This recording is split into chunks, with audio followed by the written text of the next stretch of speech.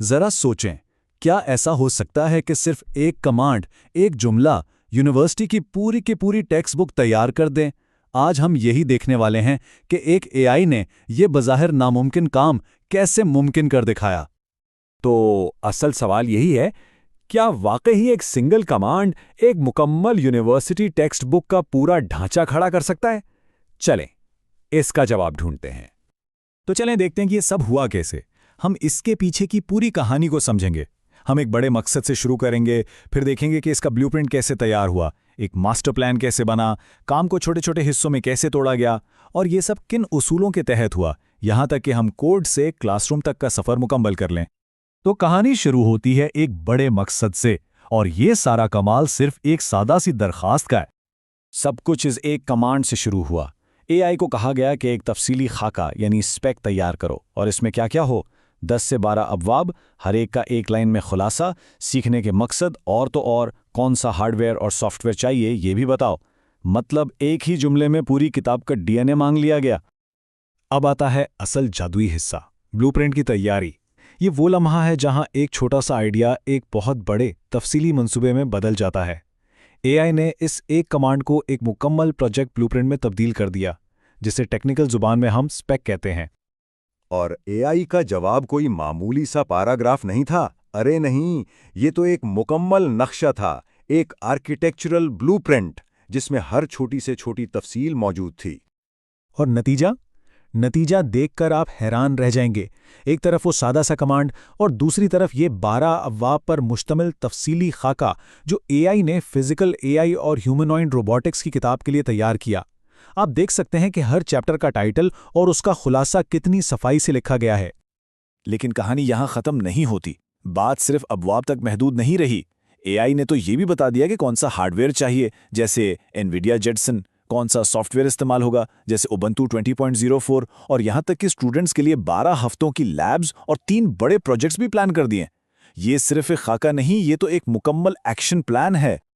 اچھا، تو blue print تو بن گیا، لیکن اب اسے بنانا کیسے؟ اب ہم کیا سے کیسے کی طرف بڑھ رہے ہیں؟ تو اسپیک اور پلان میں فرق کیا ہے؟ دیکھیں، اسپیک بتاتا ہے کہ کیا بنانا ہے، یہ ایک آرکیٹیکٹ کا خواب ہے، جبکہ پلان بتاتا ہے کہ اسے کیسے بنانا ہے، یہ ایک بلڈر کا روڈ میپ ہے۔ اے آئی نے بہت منطقی طریقے سے خواب کو حقیقت میں بدلنے کا راستہ بنایا۔ تو اے آئی نے اس پورے کام کو 7 بالکل واضح مرحلوں میں تقسیم کر دیا۔ پہلے اسپیک کو حتمی شکل دی، پھر مواد لکھا، پھر سیمولیشنز، کوڈ لیبز، ریویوز، اور آخر میں کتاب کو شائع کرنے تک کا پورا روڈ میپ تیار کر دیا۔ شروع سے آخر تک سب کچھ پلانڈ ہے۔ اور اس سے اندازہ ہوتا ہے کہ یہ کتنا بڑا کام تھا۔ اے آئی نے ہر حصے کے لیے وقت کا تخمینہ بھی لگایا، جسے سپرنٹس کہتے ہیں۔ آپ دیکھ سکتے ہیں کہ سب سے زیادہ وقت یعنی 6 سپرنٹس مواد لکھنے یعنی ڈرافٹنگ پر لگیں گے۔ اور یہ سارا کام مکمل کرنے کے لیے کل کتنا وقت لگے تھا؟ پورے 48 ہفتے، جی ہاں، تقریباً 1 سال۔ یہ اے آئی کی صلاحیت کا ثبوت ہے کہ وہ اتنی لمبی اور پیچیدہ منصوبہ بندی بھی کر سکتا ہے۔ اب ماسٹر پلان تو بن گیا، لیکن ایک پروجیکٹ مینیجر جانتا ہے کہ اصل کام بڑے بڑے مرحلوں میں نہیں بلکہ چھوٹے چھوٹے ٹاسکس میں ہوتا ہے۔ تو چلیں گہرائی میں اترتے ہیں۔ تو اے آئی نے اس پورے منصوبے کو کتنے حصوں میں توڑا؟ پورے 72 چھوٹے قابل عمل ٹاسکس میں۔ ذرا سوچیں، ایک بڑے پروجیکٹ کو 72 الگ الگ مینیجبل حصوں میں توڑ دینا، یہ تو ایک ماہر پروجیکٹ مینیجر کا کام ہے۔ یہ ٹاسک کیسے تھے؟ ذرا ماڈیول 1 کی کچھ مثالیں دیکھیں۔ کام بالکل واضح ہیں۔ ROS2 آرکیٹیکچر کا تعارف لکھیں یا روبوٹ کا URDF ماڈل بنائیں۔ ہر کام اتنا سیدھا اور صاف ہے کہ کوئی بھی اس پر کام شروع کر سکتا ہے۔ تو سوال یہ ہے کہ اے آئی یہ سب کر کیسے رہا ہے؟ کیا اس کے پیچھے کوئی اصول ہیں، کوئی قاعدہ قانون ہے؟ جی بالکل ہے۔ چلیں اس ذہانت کے پیچھے کی رول بک پہ ایک نظر ڈالتے ہیں۔ اس سارے کام کی بنیاد ایک اصول پر ہے جسے کہتے ہیں اسپیک ڈریون ڈیولپمنٹ یا SDD۔ اس کا مطلب بہت سادہ ہے، پہلے نقشہ بناؤ، پھر کام شروع کرو۔ یہ تفصیلی بلیو پرنٹ اسپیک ہی سب کچھ ہے، اور بعد کے تمام کام اسی کی بنیاد پر ہوتے ہیں۔ دوسرا اہم اصول ہے پرومپٹ ہسٹری ریکارڈ یا PHR۔ اسے آپ پروجیکٹ کی ڈائری سمجھ لیں۔ ہر بات، ہر کمانڈ، ہر جواب، سب کچھ اس میں حرف بحرف درج ہوتا ہے۔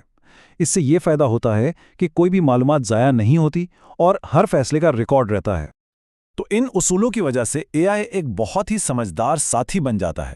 یہ ہر بات یاد رکھتا ہے، خود سے اندازے نہیں لگاتا بلکہ مشورہ مانگتا ہے، چھوٹے چھوٹے قدم اٹھاتا ہے اور جہاں سمجھ نہ آئے وہاں سوال پوچھتا ہے، بالکل ایک محتاط اور قابل اعتماد پارٹنر کی طرح۔ چلیں جی، اب دیکھتے ہیں کہ اس ساری محنت اور پلاننگ کا آخری نتیجہ کیا نکلا، کوڈ سے کلاس روم تک کا سفر کہاں پہنچا۔ اور یہ ہے وہ حتمی شکل، ایک مکمل نصابی کتاب جو 4 ماڈیولز میں تقسیم ہے۔ یہ ROS2 نروس سسٹم کی بنیادی باتوں سے شروع ہو کر ہیومنائڈ کیپ سٹون جیسے ایڈوانس موضوعات تک کا ایک منطقی سفر ہے۔ یہ سب اس ایک کمانڈ سے شروع ہوا تھا اور اب ایک مکمل سیکھنے کے راستے میں ڈھل چکا ہے۔ تو نقشہ تیار ہے، عمارت کی تعمیر اب شروع ہو سکتی ہے۔ AI نے ایک آئیڈیا کو ایک مکمل قابل عمل منصوبے میں کامیابی سے تبدیل کر دیا ہے۔ اور آخر میں ایک سوال، اگر ایک AI اتنی پیچیدہ چیز کا نقشہ بنا سکتا ہے تو ذرا سوچیں اگلا قدم کیا ہوگا، یہ آگے کیا بنائے گا؟